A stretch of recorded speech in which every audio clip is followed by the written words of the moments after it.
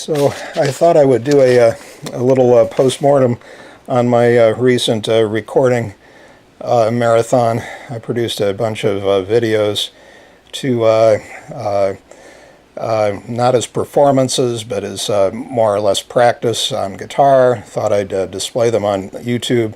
It's been suggested to me that I have a colossal ego to want to do that, but I think just the opposite. I think that my practice sessions are hardly perfect.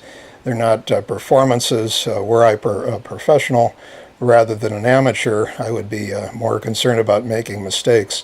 But I see a great value in videotaping practice sessions, and so by way of trying to be helpful to people that are just starting out in music. Often when you take guitar lessons, they'll tell you to record your practices so you can not memorializing mistakes as much as creating a record of your progress. And so it's good for that reason. It's good for motivation. There are many reasons also that you might want to put your practice sessions on the internet, on YouTube or whatever. One reason is that you could allow other people to pick the gems, because if you practice a lot of different pieces like I do, you're never going to get to a point of being able to perfect or eliminate as many mistakes as you can on the ones that you have, and so you might want to get some input on what the best the diamonds in the rough are, the gems, the best for you to work harder on. So there's a good motivation. There are many other reasons for posting practice sessions on YouTube. For one thing, it's highly motivational.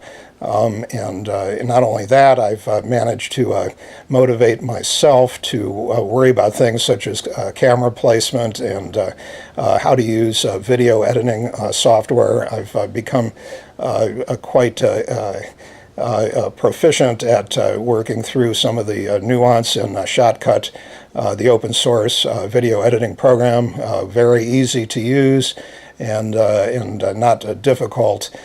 So there are, when you watch my videos, take things with a grain of salt.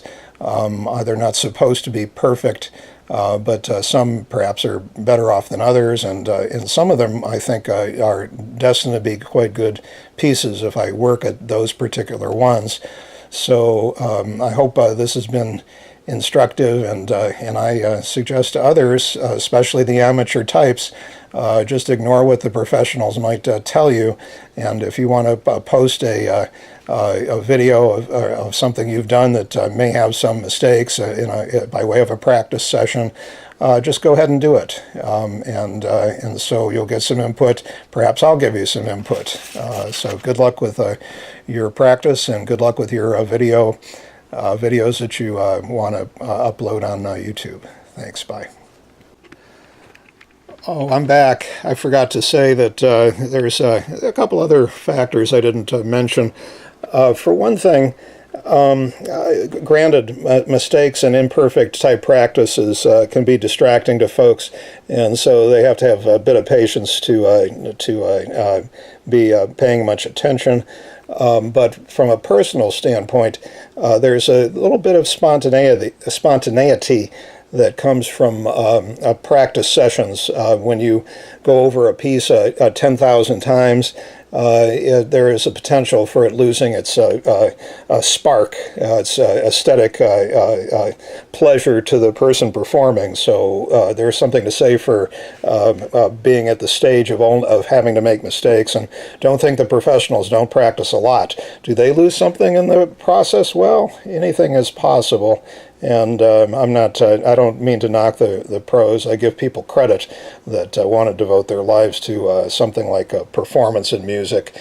And but I'm just saying, from the standpoint of being spontaneous, it's sure a little bit easier. Julian Bream, the classical guitarist, said that he improvised his colorations, and so he didn't really practice that. He left some for the last minute improv, and certainly, of course, the jazz musicians do the same thing, and rock musicians.